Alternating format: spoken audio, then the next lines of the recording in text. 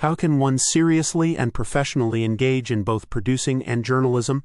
These fields, although directly related to media, are each entirely independent entities in their essence. Well, Alina Zagitova has partly followed the path of Olga Buzova, actress, singer, TV host. Note that Olga has never tried to claim herself as a journalist. She clearly stated that yes, this was one of her first successes, and that she is developing in this direction. But journalism is not only about on-camera work, it also involves a significant amount of behind-the-scenes, foundational labor. It includes writing texts, editing, proofreading, gathering and analyzing information. It's work that often remains unseen by the audience. What Alina refers to, continuing to appear on camera, smile at the camera, and ask repetitive simple questions, is just 10% of journalism. However, as we've seen over these years, Alina Zagitova expresses a burning desire to continue working in this field only superficially. I find everything connected with journalism and hosting programs interesting.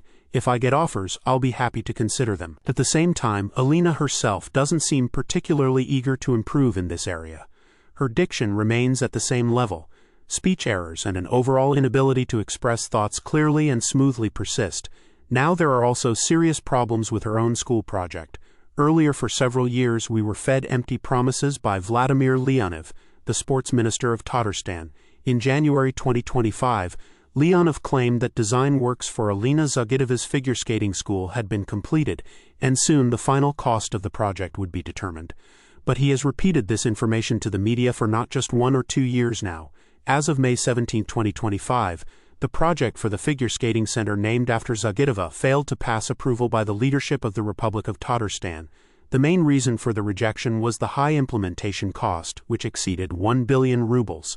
1 billion rubles, that's something to really think about. For comparison, let me give you a real-life example. At the end of last year, specifically December 1, 2024, an ice rink of standard size, 1,800 square meters, was opened. The tender for this project started at 100 million rubles. Even if we double that figure, it still means that with 1 billion rubles, you could open 5 such rinks. Also keep in mind, those prices apply to the Moscow region. It's not hard to understand why the cost of Alina Zagitova's school soared so much. Unfortunately, the champion and her team barely missed the timing window. Everything is expensive now. And yes, the authorities of the Republic of Tatarstan are currently unwilling to allocate funds for the construction of this facility. If they intended to implement this project using the regional budget, then right now is not the time for constructing billion-ruble facilities. For both the country and the Republic, this is a difficult period, with many other priority areas requiring funding. I suppose that some version of Zagitova's school might still appear in Kazan. After all, Tatarstan already has many ice rinks and ice palaces, so perhaps Zagitova's school could be established within an existing sports facility that hasn't yet been named after anyone. That is, instead of building a brand new sports complex from scratch, she could open a figure skating department within an already existing sports school and develop it step by step. Maybe Alina Zagitova will follow Tatiana Navka's path and manage to attract private investors. Or maybe the issue isn't purely financial. Perhaps the administration of the Republic of Tatarstan simply isn't quite satisfied with Alina's chosen path and current image, which does not align with the modesty and gentleness traditionally associated with Tatar girls.